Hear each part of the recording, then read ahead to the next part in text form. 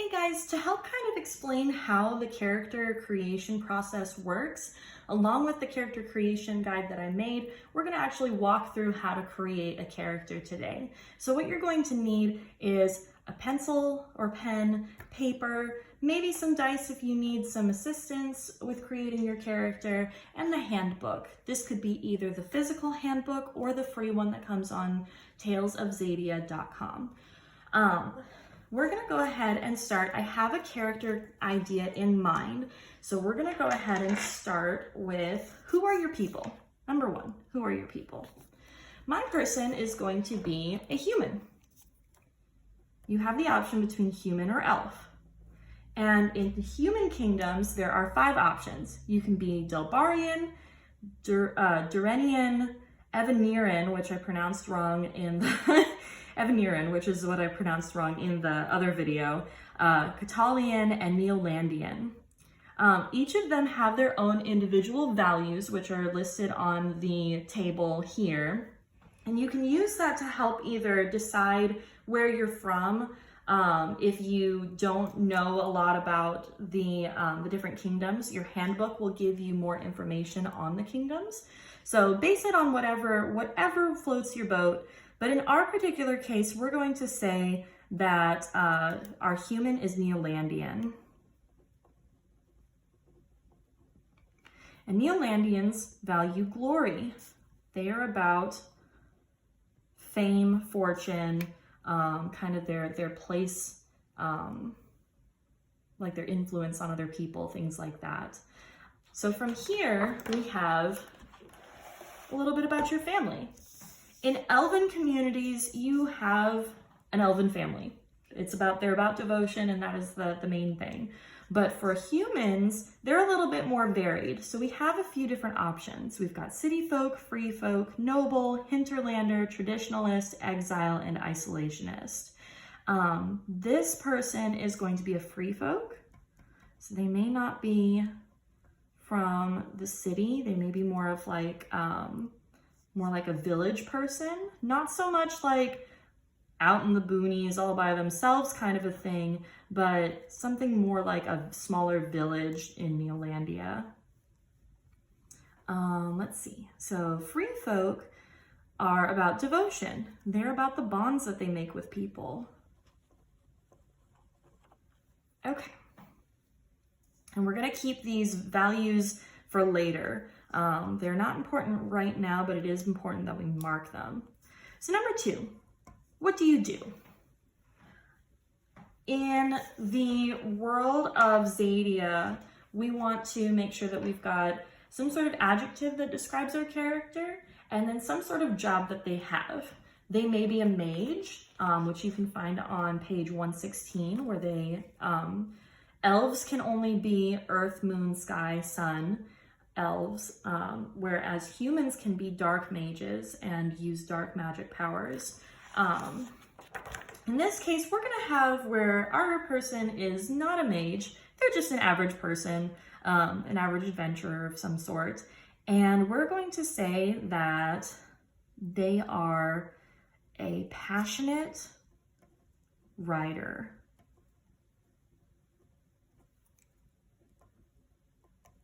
So I'm just pulling these from our table here, and you can work with your narrator on, trying to figure out something else if these don't work for you. But there's plenty of options here.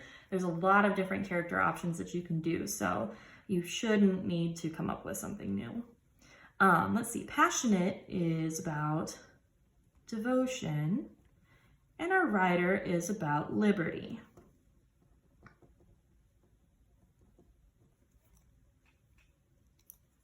So then we're going to move on to number 3. What makes you different? What are your quirks? And our table is here on page 118. Let's see. This person is actually going to be a dashing do-gooder.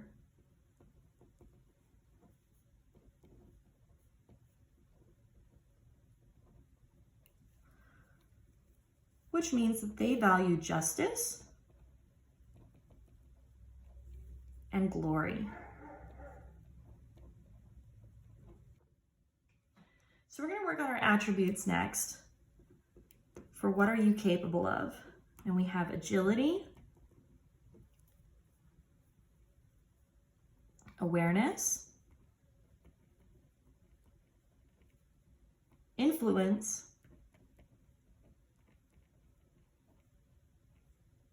intellect, spirit, and strength. So we're going to talk a little bit about stepping up really quick because it's a really important part of how the cortex system works. So we have a hierarchy in our dice here. So we start with our D4.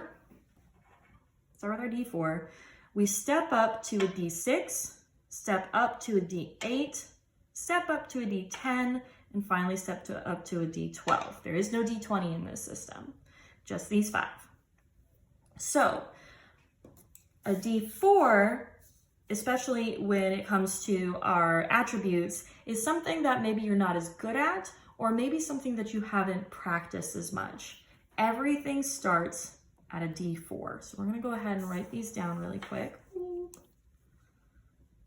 A D4.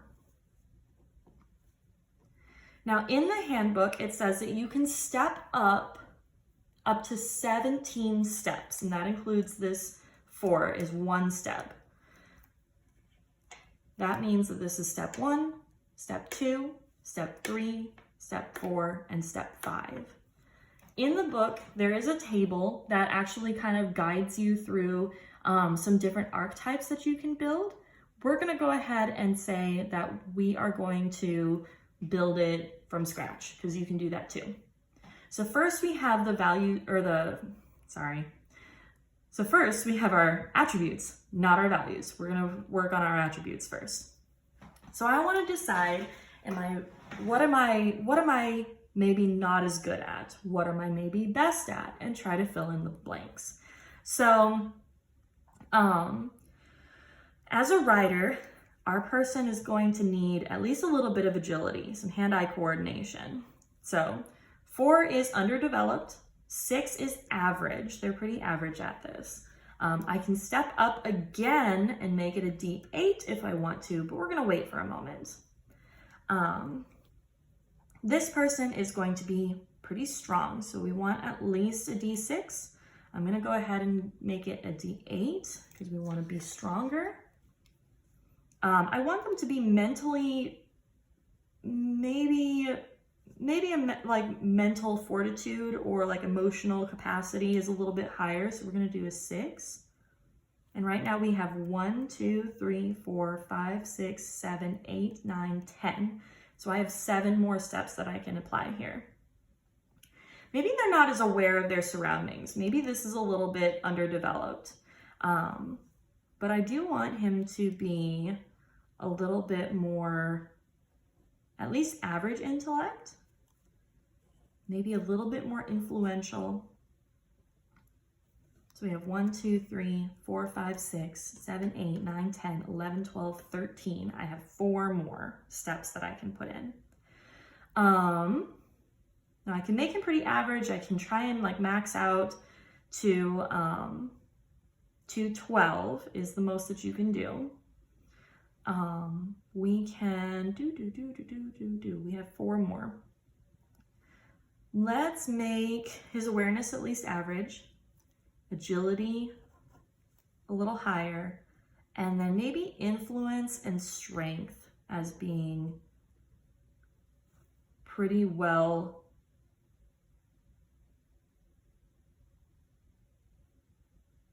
Or I'm sorry, it only goes up to 10, not 12. It only goes up to 10. So pretty significant in strength and influence, pretty average in spirit, intellect, and awareness, and then notable in agility. So we have, one more time, just to make sure that we've got it right, we've got 1, 2, 3, 4, 5, 6, 7, 8, 9, 10, 11, 12, 13, 14, 15, 16, 17 steps. So we're good to go in here. It's a lot easier than it looks, I promise. So then number 5. Number 5 is what helps you.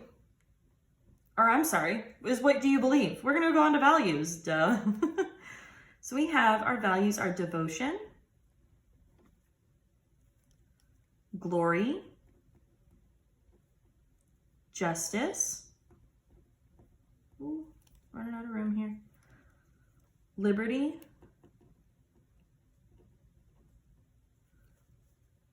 mastery,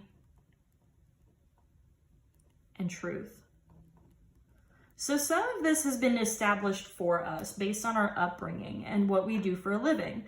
So Neolandians are about glory. So this person has been, and again, everything starts out at 4.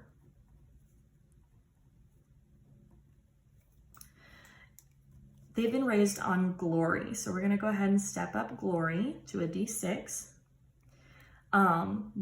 They come from a village, so they've been raised by free folk. So we've got to step up our devotion.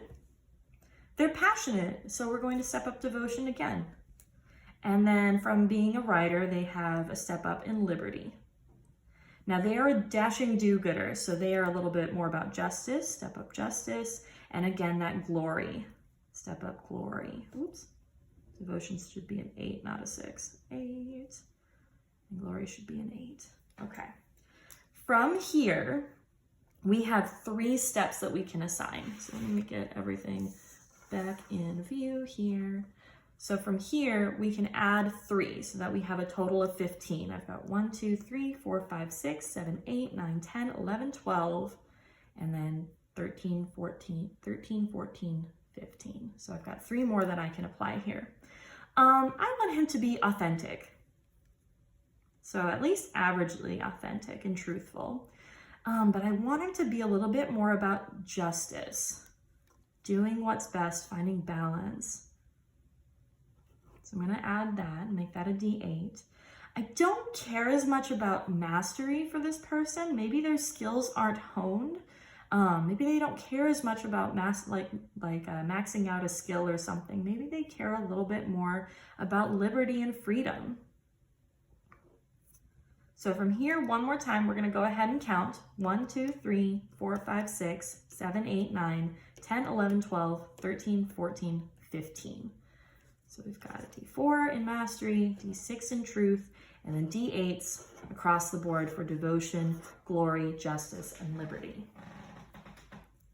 And these, again, every character is gonna be a little bit different, so it's just whatever works best for you. So number 6, what helps you?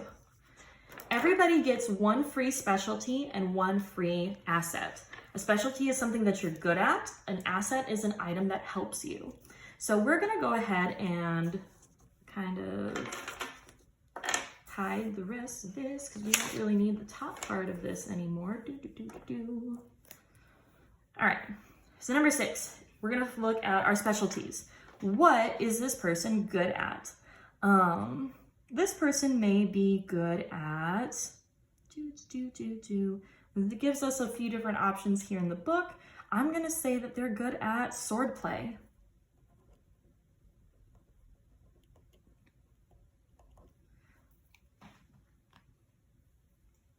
And maybe they have a knight's sword.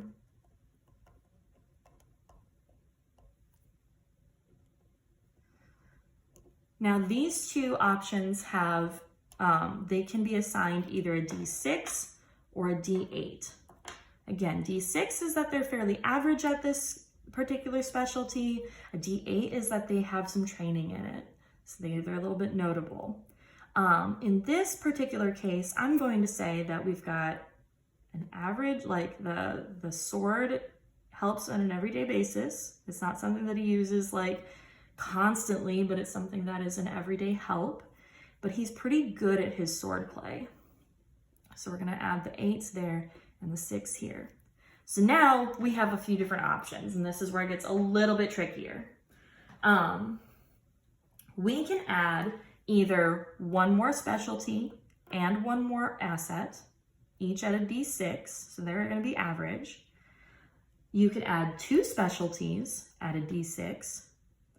You could add 2 assets at a D6, or you can pick 1 specialty or 1 asset add a d6, and then make this 6 into a d8 instead.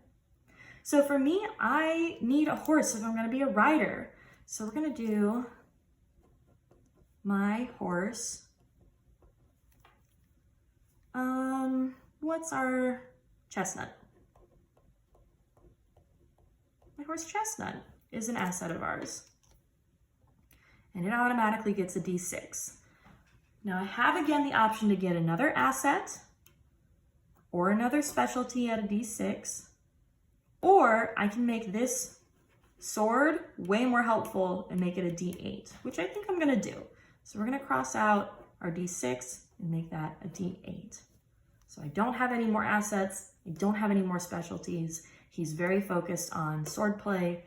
That sword is super helpful. He uses it pretty frequently. And then he's got this horse Chestnut. So number 7, as we keep going, what makes you special? This one you absolutely need the handbook for because there are just so many options. You get 9 special effects. These are different powers that are unlocked or different abilities that are unlocked. And so you need the handbook, again, whether that's the purchased hardback copy or the free version at talesofxadia.com. And so we're gonna go ahead and move to page 252 is where it gets started. So you have 3 options based on where you're from, so your community. Again, this person is Neolandian, so they've got these 3 options right here. And then we have based on your family. So here's the free folk right here. I've got 3 options there. So that's a total of 6. He's a rider, so we can go to his vocations here in the green. Where's a rider? Rider right here. And he's got 1 there. He's a passionate rider though, so we're gonna go ahead and find passionate here, and that's another option. And 1 more from his quirk is that dashing do-gooder right over here. So of those 9 options, you get to unlock 2 of them at the start of the game. You can unlock more as you continue to play the game and continue to grow as a person. That's kind of like leveling up in a way. And you also have 3 hinders. Hinders is sometimes, sometimes the things that you are, sometimes the things that you're good at get you into trouble. Things like you could be very sarcastic, but sometimes being sarcastic gets you into trouble at times. And so you can step down in order to gain a plot point that you can use later in the game for various reasons. And that's what the hinder special effect does. You have 3 of them, so you can hinder 3 different times. I'm going to go ahead and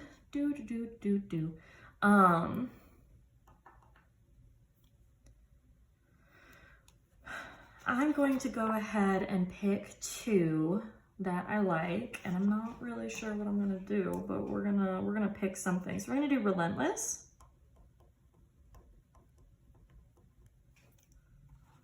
And you can read through what each of these do. And then our rider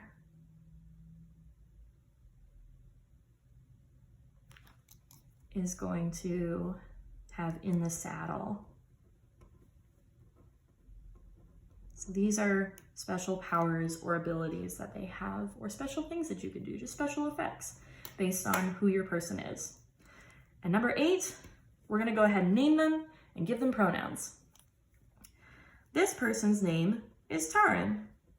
You can use whatever pronouns you want for this character, but my character is going to be he, him. And that's it. You're done. You've got an entire character sheet ready to go. And you can play with this as much as you want to try and figure out what looks best.